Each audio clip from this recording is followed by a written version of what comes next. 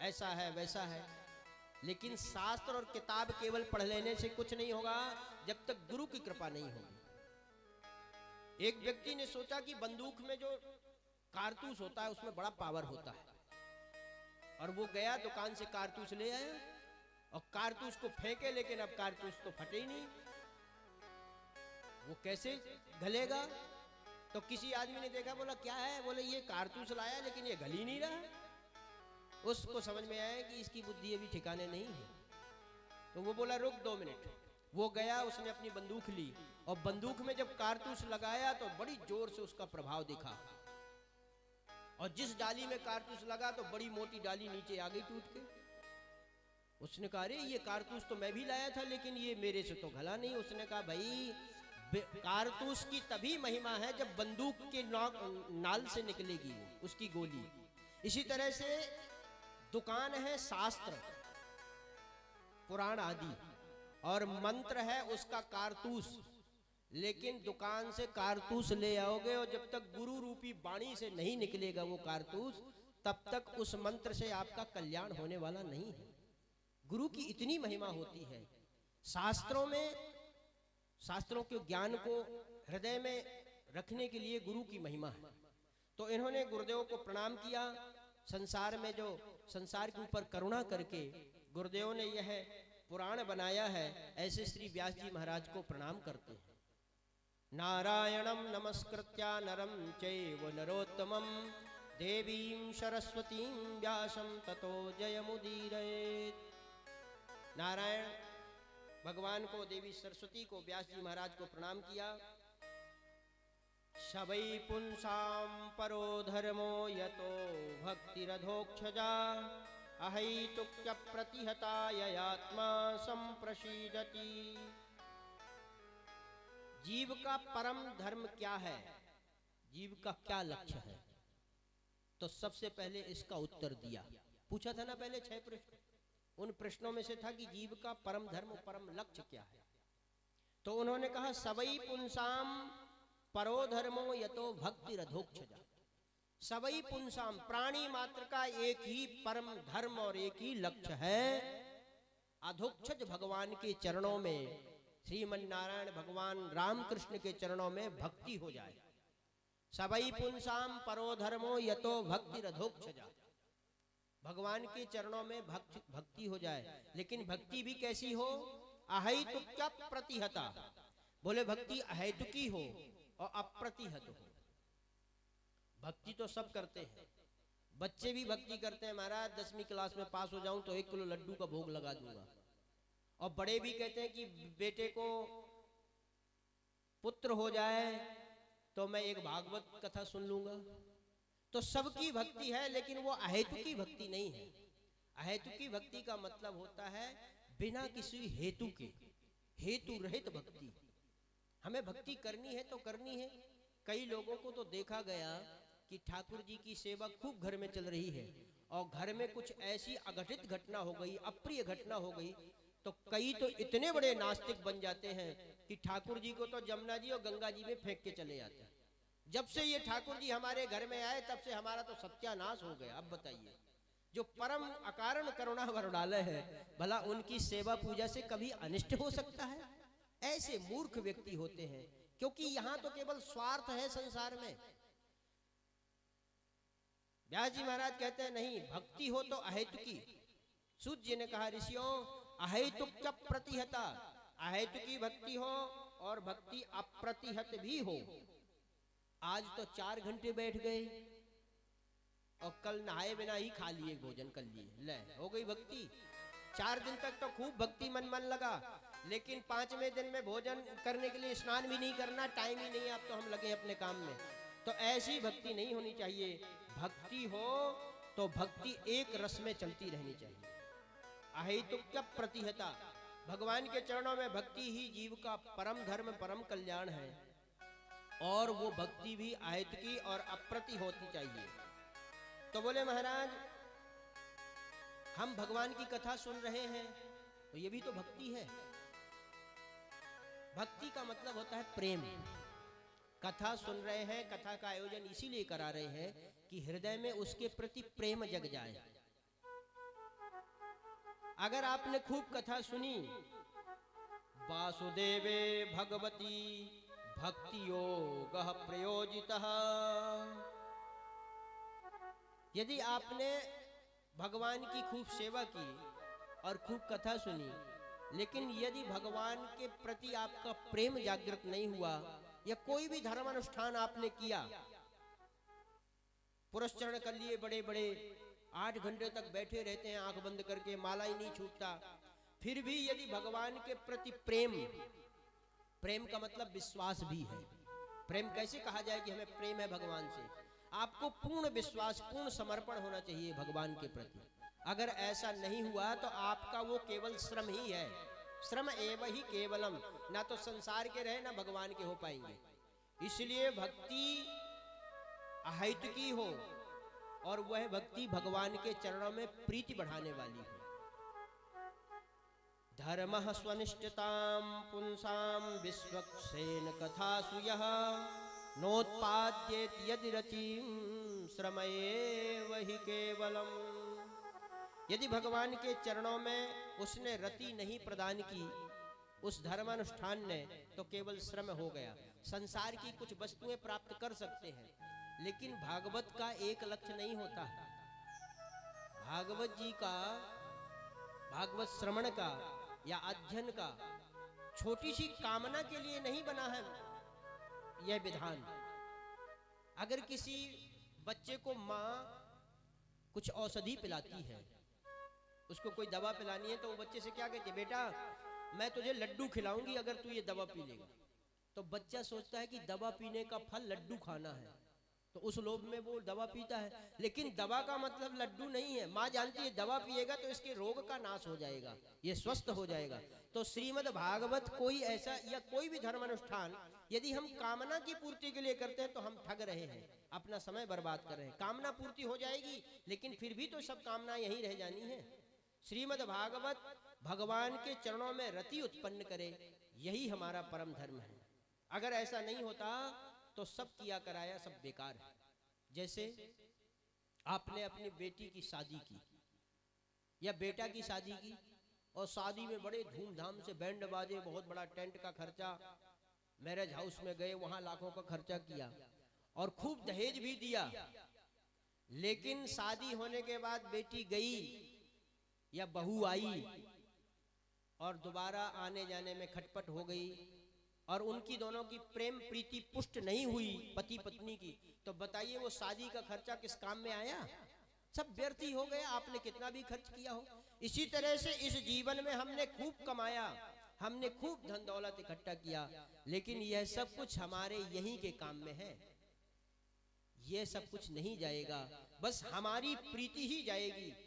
एक गरीब भी अगर शादी करता है छोटे से धन से और छोटी सी परंपरा से, और अगर उसकी प्रीति बनी रहती है तो वही शादी सफल कहलाएगी, ना कि बहुत धन खर्च कर देने से और प्रीति बिना प्रीति के ही वह दाम्पत्य सुखमय होगा। इसलिए भगवान के चरणों में रति हो। तो बोले महाराज धर्म करने का क्या अभिप्राय है? धर्मः अपवर्गस्य। तो बोले धर्म अगर भक्ति नहीं तो धर्म क्यों करें? धर्म करने से क्या होगा? बोले धर्म करने से अपवर्ग की प्राप्ति होगी। अपवर्ग क्या है? नापवर्ग इति अपवर्ग, जिसमें पवर्ग ना हो, या अपवर्ग जिसमें कोई वर्ग ना हो। धर्म का एक ही मतलब है वर्गहीन हो जाना। अभी हम बटे हैं, ये स्त्री वर्ग है, पुरुष वर्ग है, बच्चों का वर्ग है, ये अन्य अन्य वर्गों में है। जहां पवर्ग, या दूसरा अर्थ है कि जहां पावर्ग ना हो। एक वर्ग है ना कावर्ग, काखा गागा अंगा, ये कावर्ग हो गया। पावर्ग है पापा बाभा। तो बोले जिसमें कोई पवर्ग ही ना हो, धर्म का वही फल है। तो बोले पवर्ग क्या है? बोले पतम फलाशय बंध भय। बोले पाल का मतलब होता है पतन, जिसको कार्य को करने में हमारा पतन ना हो, कभी भी पतन ना हो। तो श्रीमद् भागवत सुनने के बाद पतन तो हो ही नहीं सकता। यही सर्वश्रेष्ठ धर्म है। फिर भगवान की शरण में जाने के बाद पतन कब हुआ है? किसका हुआ है? सब सुखी रहे जीवन पर्यंत।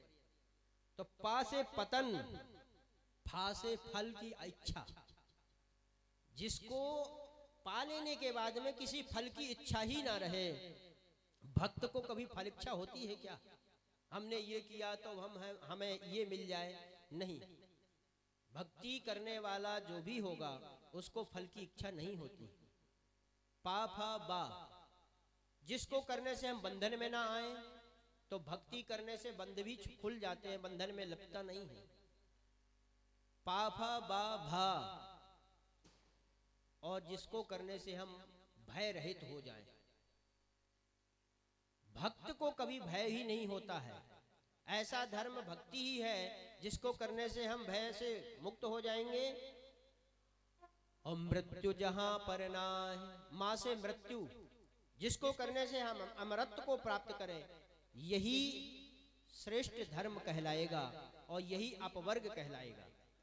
तो धर्म से ह्यापवर्गस्य, धर्म का मतलब है अपवर्ग। नार्थार्थायोग कल्पते, अर्थ कमाना नहीं होता है। तो बोले धर्म, धर्म से मिलेगा क्या? तो बोले धर्म से परम तत्व की प्राप्ति होगी, जो परम तत्व है। तो बोले परम तत्व क्या है? तो उस परम तत्व को अपनी अपनी भाषा में लोगों ने स्पष्ट किया है। उस परम तत्व को योगी कुछ कहते हैं, ज्ञानी कुछ कहते हैं और भक्त कुछ करते हैं, लेकिन है तत्व वो एक ही। इसलिए परम तत्व वही है। ज्ञानी उसको ब्रह्म बोलता है, योगी उसको परमात्मा बोलता है और भक्त उसी को भगवान बोलता है। तो बोले भाई एक को ऐसे कैसे हो सकता है? सबके गुण अनेक हैं, अलग अलग हैं। अरे भाई एक ही बात है, आपने उसी जल को आग में रख दिया तो उसी का नाम वह जल कहाँ जाएगा? वो आग के ताप के कारण वो बाष्प बन जाएगा, भाप बन बन के जल चला गया। और उसी जल को आपने फ्रिज में रख दिया तो वही जल बर्फ बन गया, और है तो उसका स्वरूप जल ही। इसी तरह से अपने अपने मतानुसार उसी तत्व को अनेक अनेक विचारों में प्रकट किया है। ज्ञानियों ने कुछ कहा, योगियों ने कुछ कहा और भक्त ने उसी को भगवान माना। इस तरह से तत्व वही है। आगे भगवान के अवतार कितने थे? उन्होंने अवतार को कहा कि अवतार तो भगवान के असंख्य हैं, मूलतः 24 अवतार हैं, लेकिन उसमें से ही भगवान के अनेक अनेक, कोई अंश अवतार है, कोई कला अवतार है, लेकिन इनमें से पूर्ण अवतार दो ही हैं। एते चांस कला पुंसा भगवानस्तु कृष्णस्तु भगवान स्वयं। राम और कृष्ण पूर्ण अवतार माने गए हैं। भगवान के इस तरह से अवतार हुए। इस कथा को ऋषियों ने कहा महाराज यह कथा बनी कब और इसका विस्तार कैसे किया गया? तब उन्होंने कहा कि एक समय कस्मिन् युगे प्रवृत्ते वा स्थाने वा केन हेतुना कृतः संचोदितः कृष्णा कृतवान् संहितां मुनिः। किस हेतु से श्रीमद् भागवत का विस्तार किया गया? तब सूत जी महाराज कहते हैं ऋषियों, एक समय जब द्वापर का अंत हो गया, भगवान चले गए, तो वेद व्यास जी महाराज ने 4 वेद के, वेद बहुत कठिन है, तो 4 वेदों के 18 पुराण बनाए। पंचम वेद महाभारत की रचना भी की, उपनिषद बना दिए, लेकिन फिर भी उनके मन में शांति महसूस नहीं हुई। एक दिन सरस्वती नदी के किनारे खिन्न मन होकर के बैठे थे कि उनको वीणा की आवाज आई। देवर्षि नारद उत्पन्न हुए, प्रकट हुए। जैसे देवर्षि नारद, वेद व्यास जी महाराज ने बहुत आतिथ्य संस्कार किया, पाद्यार्घ आचमन देकर के बिठाया, और नारद जी ने पूछा कि महर्षि आप, हे पाराशर्य, आप उदास क्यों हैं?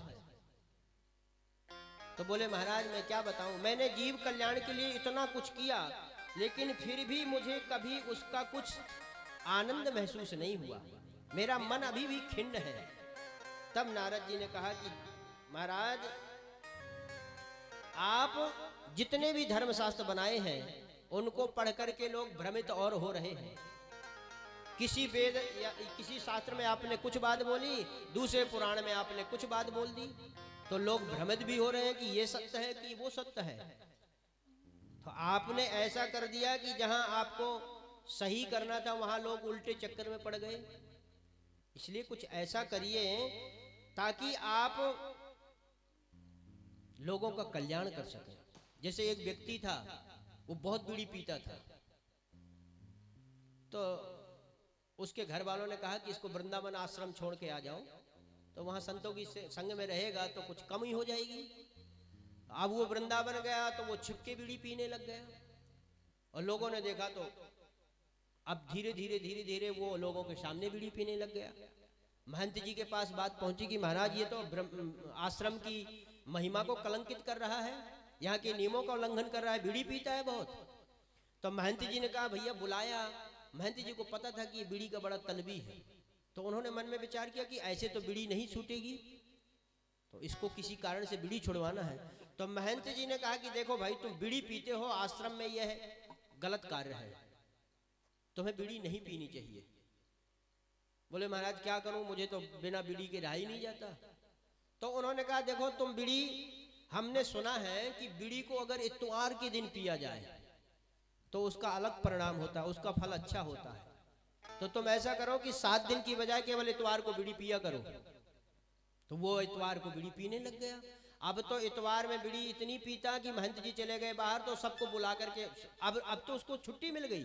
लोगों ने कहा क्यों रे, अभी तक छिपके बीड़ी पीता था, अब खुलेआम बीड़ी पी रहा है। बोले अरे तुझे क्या पता, महाराज जी ने कहा है इतवार को बीड़ी पीने का बड़ा महत्व है। तो बोले महाराज जी ने तुझसे कहा? बोले हाँ। तो जो नहीं पीते थे वो भी सोचे महाराज जी ने कहा है तो इसका कुछ ज्यादा ही महत्व होगा, तो मैं बीड़ी पीना, मैं भी तो वो जो अब पहले अकेला बीड़ी पीता था, अब तो सबके साथ में बीड़ी बिठा के इतवार को पीने लग गया।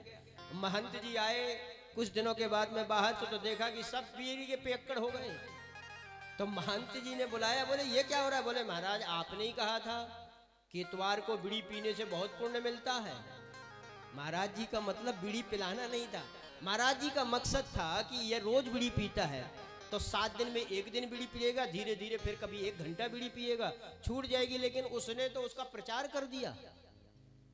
तो नारद जी महाराज कहते हैं प्रभु आपने जो ये शास्त्र बनाए हैं उसमें से आपका मकसद था कि पहले रोज पशुओं की हिंसा होती थी, तो आपने निर्धारित कर दिया कि भाई रोज हिंसा मत करो, अमुक यज्ञ में अमुक पशु की बलि दे दोगे तो आपको ये फल मिलेगा, ताकि रोज हिंसा बंद हो जाएगी।